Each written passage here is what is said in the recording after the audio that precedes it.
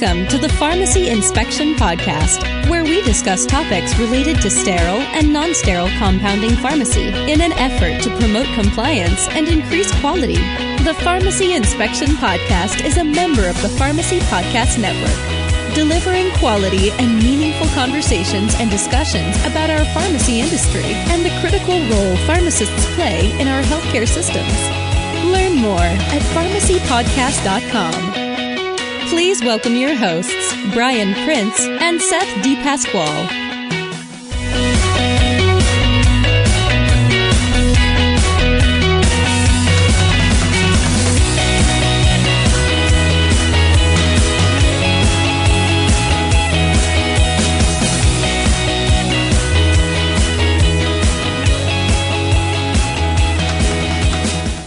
Hello, compounding pharmacy colleagues and friends, and welcome to the Pharmacy Inspection Podcast. Thanks so much for joining us this week. Apologies for the hiatus Brian and I had taken for the last couple of weeks, but between work and life, as I'm sure you can empathize, things have just gotten extremely busy. Either way, though, this week we continue our compounding conversation, and this week is a big one.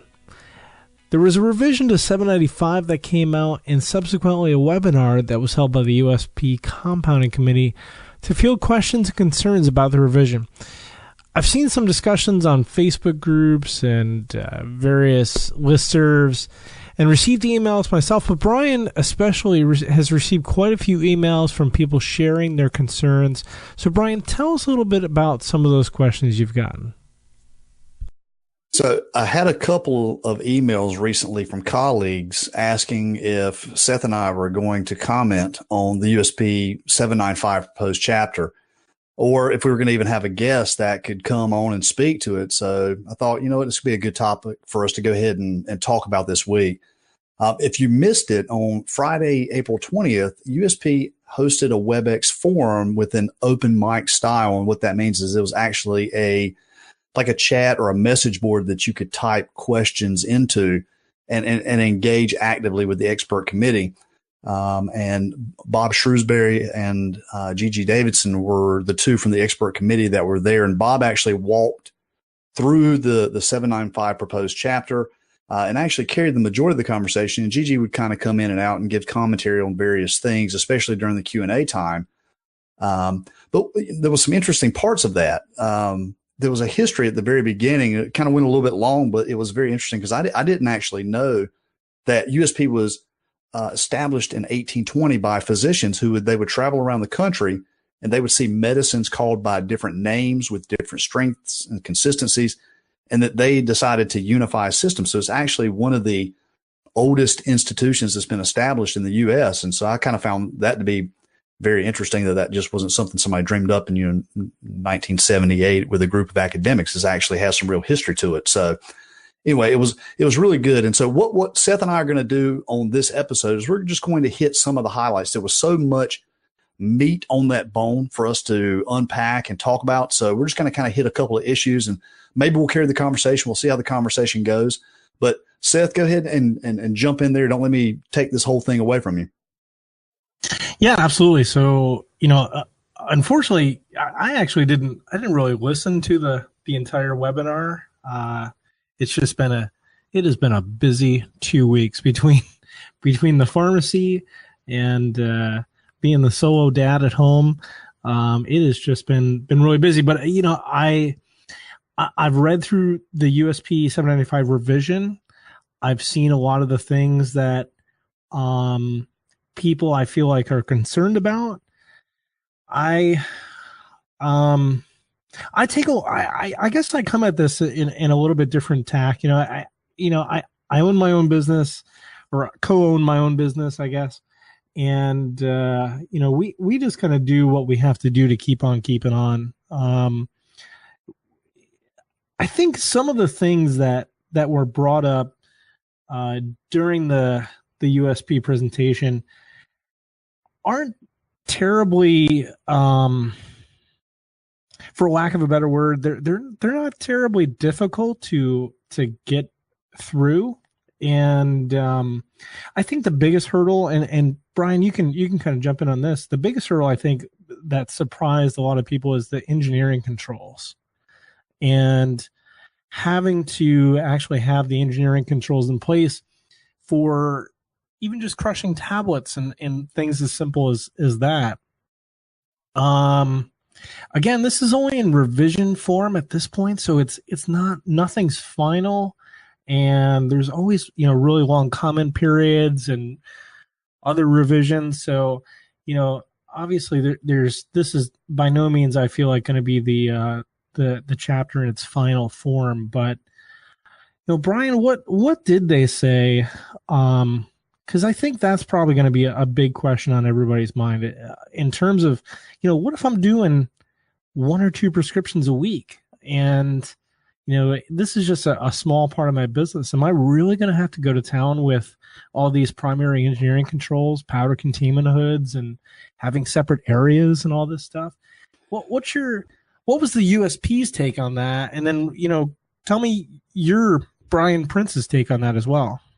Yeah, so let's talk about primary and secondary engineering controls. The primary engineering control, of course, is going to be the hood, which we call the CVE, which is containment ventilated enclosure, which could also be called the powder hood, which could also be a biological safety cabinet, which is generically called a hood.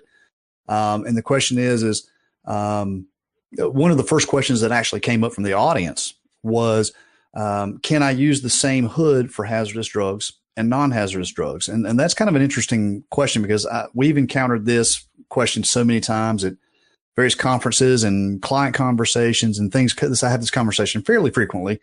And so I was interested to hear how Bob and Gigi were going to kind of jump on that one. And they said exactly what I guess a consensus group of consultants have come together and says the answer is no, they really shouldn't. And there's a couple of different ways to look at that.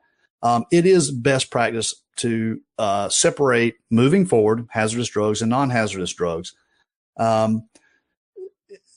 Imagine that the State Board of Pharmacy at some point in the future is probably going to have to deal with the fact that there is a hazardous drug preparation, assuming that state has adopted USP 800.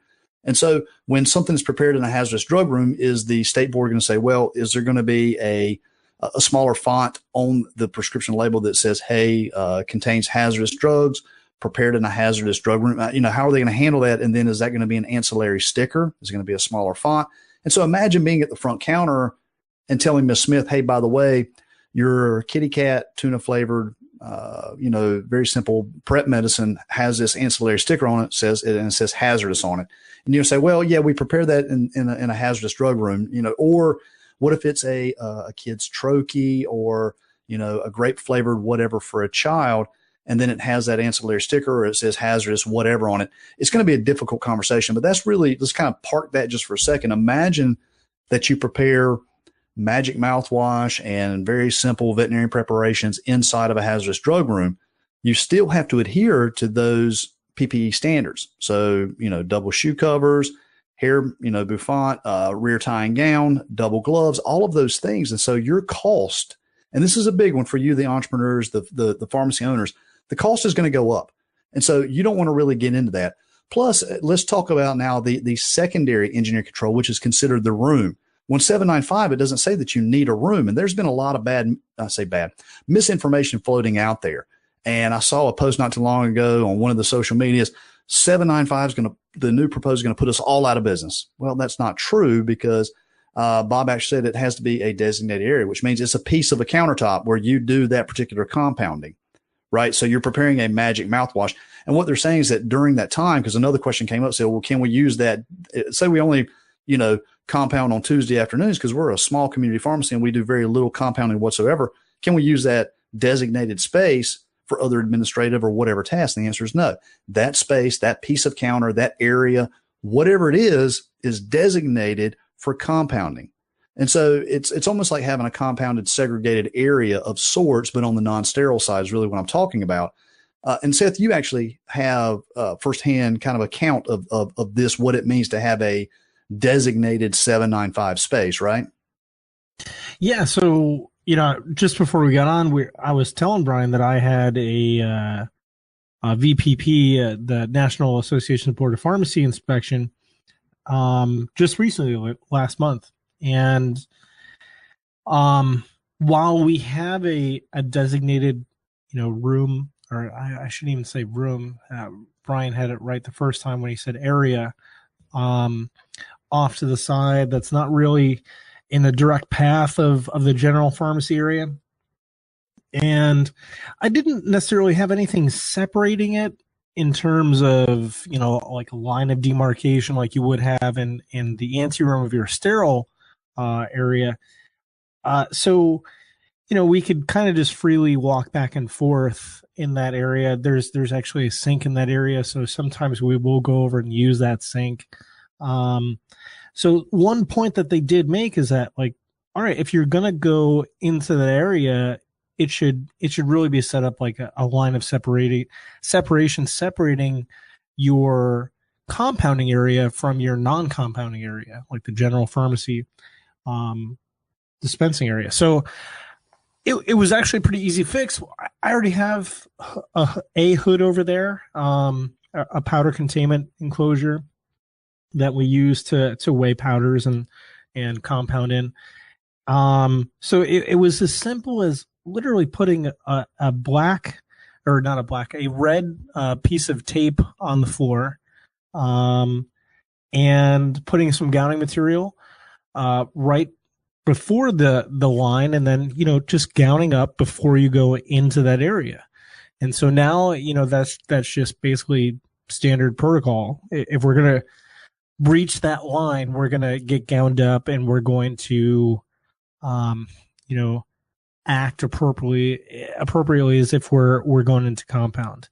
And again, that wasn't a very difficult thing to kind of to fix. It was literally, I already had all the gowning materials. I just put them in a different place and put a piece of tape on the floor, and voila, it was done. So yeah, I think some of these things are very simple, easy fixes that literally can be done in a few minutes. If you're starting from the point where you don't even have engineering controls or any powder containment enclosures or anything like that, then yeah, there's going to be a cost involved, and for sure,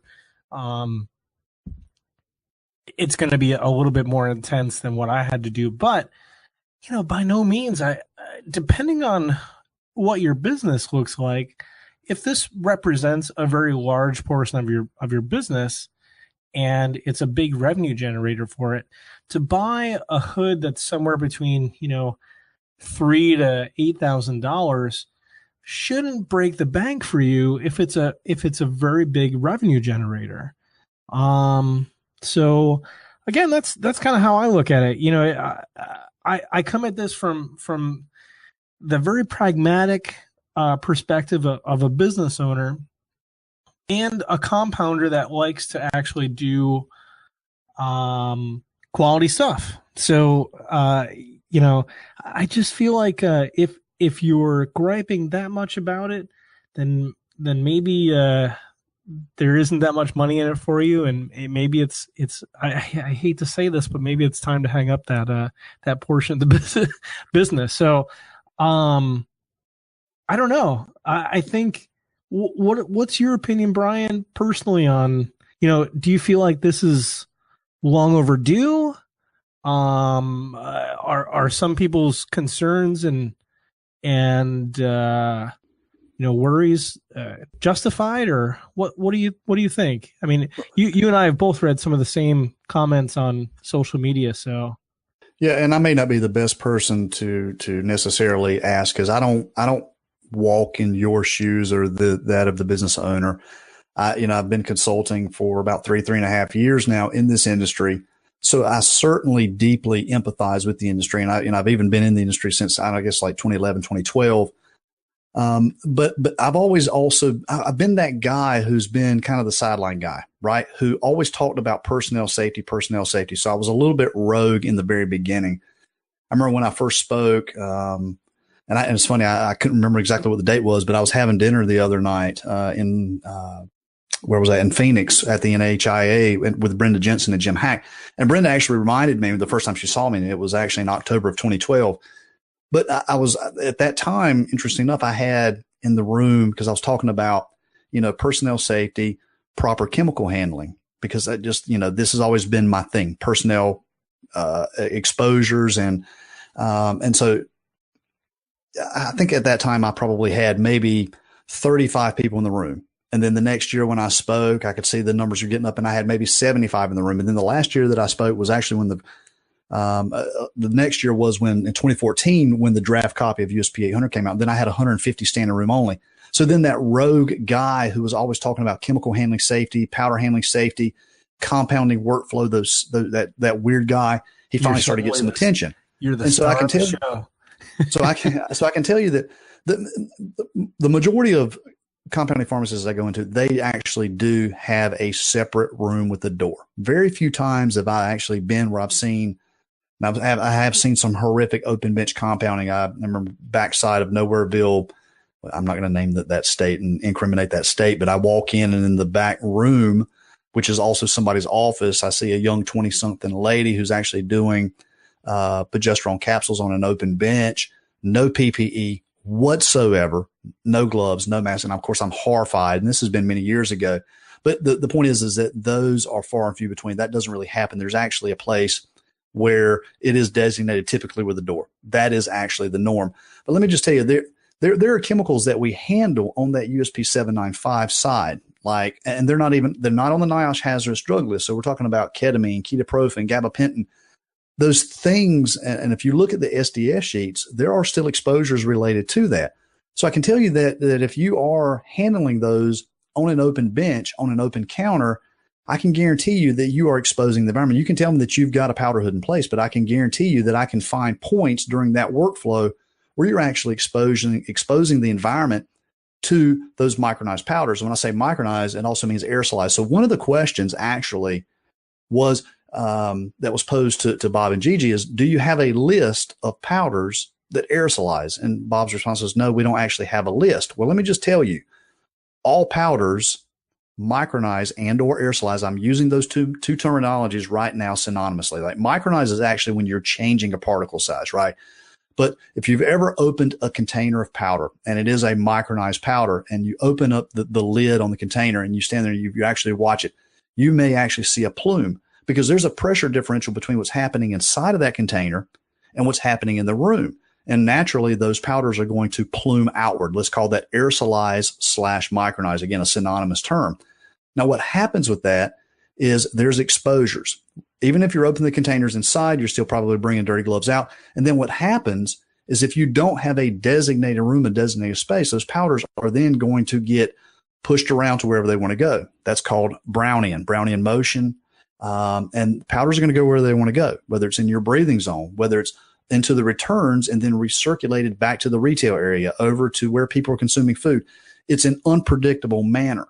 So the folks that are given such a heavy pushback, I think on 795 right now on the proposed, is really on the BUD side. So instead of us getting so knee deep in my passion, which is, the engineering side, it's really, the argument is really on the BUD side. And so let me kind of squash that, and I'll let you jump in, Seth, because this is really your thing. What was determined about the BUDs, because everybody thought, well, wait a minute, I got to start sending out all these samples and I can only get 90 days. Well, by the time I get the sample back from the lab and by the time I get it to the patient, they're not going to have 90 days left on it. And so it was actually determined that if there is a stability study that is published, and Bob during that USP gave examples of where you can find published data for stability studies that would help extend those BUDs. So that's where some of the concern is. And yes, I realize that paying for lab testing is expensive. I get that, but I've actually been pushing for that for years. But I'm going to park just for a second before I go off on that tangent and let Seth jump in here. Yeah, so this is something that is, I suppose, near and dear to my heart, because the 797 BUDs and now 795 BUDs are getting completely revamped, and it definitely, it totally affects my business. What we're talking about really, in the majority of my business, honestly, people is sterile. So that's my world. I live in about a 90% sterile, 10% non-sterile world. So I'm definitely more concerned about the sterile stuff, but the non-sterile is definitely. I mean, they're cutting their BUDs down from, um, in some cases 90 days down to 30, and it's scary. And what we're talking about with sterile, I know that I can talk firsthand about the sterile stability studies, and again, let me just say the only true way to extend beyond use dates is to do a true stability study, and therein lies the rub. So what is this? What is a stability study? First of all, so I wrote a little article about that because I myself, I looked on the internet at one point and I was like, well, what is a stability study? What does it mean to have this? And I really just feel like I found a whole bunch of contradicting information. It was really confusing. I asked a whole bunch of people, and I was able to over several months' time figure it out, piecing together FDA documents and USP documents that, at least for a sterile product, the stability study involves for the most part a force degradation study. Basically meaning that you're going to take your product, you're going to heat it, and you're going to see how much each of the components within the product break down and what they break down to. I imagine 795 with the non-sterile stuff, it's along the same, it's along the same lines in terms of what you're looking for. Because really, with non-sterile, there are still components of drugs that I suppose are not even drugs, or even excipients that could become hazardous to people's health. Let's look at PEG, polyethylene glycol.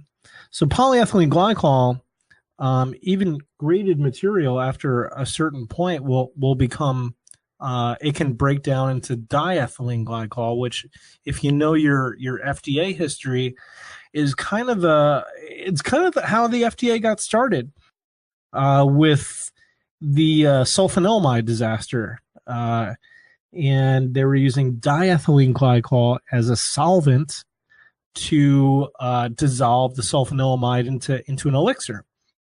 And diethylene glycol, if you ingest it, at least enough of it, it shuts down your liver, and that's just, we kind of need a liver to live. So, so a lot of people take the beyond use dates for non-sterile products not so seriously. Like, what's the big deal? It's non-sterile. Come on. But you have to realize that some of these things are you're dealing with drugs that have expiration dates, and they have expiration dates for reasons, and even some of the things in terms of the excipients that are not drugs, that are not necessarily active ingredients, they can break down and have deleterious effects to your patients. So, and in terms of the aqueous form, so I feel like I'm gonna say this, and everybody probably already knows this, but aqueous stuff, that's if there's any water in there, obviously that's like the foundation for life, and bacteria can start building up and growing in that. And even though it's non-sterile, you don't really want to get a huge abundance of bacteria in that either, because of course you can do the exact opposite of what you're trying to do. And just let's go into just a tiny bit of microbiology. Your basic bacteria is going to have a mitosis time or splitting time of maybe 20 minutes, 30 minutes, 40 minutes. So every 20 or 30 minutes, that bacteria, if there is any bacteria in there, is going to double. So take that out to 180 days, and you could have, quadrillions of bacteria in your non-sterile products. And I would say it's not even non-sterile at that point. I would say it's mostly bacteria. You're talking about like some kind of a probiotic at that point almost, but it might not be very, very good for your health. So, So what's interesting is that you've just brought up a point that the committee themselves, or the two that were on there, and I want people to feel like I'm beating these folks up, because I'm absolutely not. But the committee actually did not have real evidence of microbial instability in common things such as like a preserved system of like a cream, right? And how that actually could bring a threat on.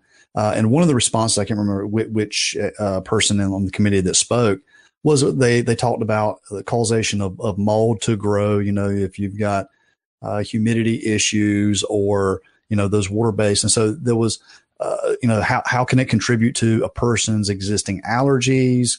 So there was a lot of subjectivity that was discussed back and forth, but there was really not a solid hard case. And this, so that actually created an email chain. I'm part of another consensus group that started discussing this and some other things. And that was one of the big things that came up, is that, and that's always the argument. Well, how do we know that, certain drugs cause certain allergic or acute responses or whatever the case is? Are they onesie twosies? Are they reported cases? And then the answer is, there are cases, but they're not, I guess, as plentiful. But they still only referred to mold and allergies as, evidence of instability. Yeah. The thing is that, that point is brought up. I'm really not a huge fan of that argument. How do we know that this does this or this does that, or this doesn't do this or this doesn't do that? Well, the thing is that if you're not gathering the data, we don't know one way or the other. We can say through historical, just by knowing that we have been in business for so long and nobody's ever said anything to us, but we don't have solid scientific factual data behind any of this backing up what we're saying. How do we know that there's no bacteria in that or too much bacteria in that at the end of 180 days? We don't.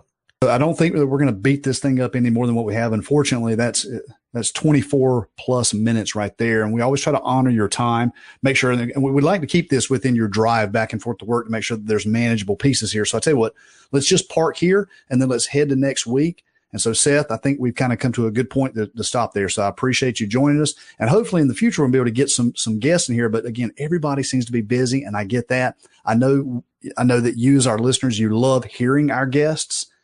We love bringing on guests, but I can tell you it's just difficult to sometimes pull people in because everybody has lives and they're running businesses and they've got things to do. But thank you for joining us again this week. We appreciate it. Seth, I'll let you roll us out.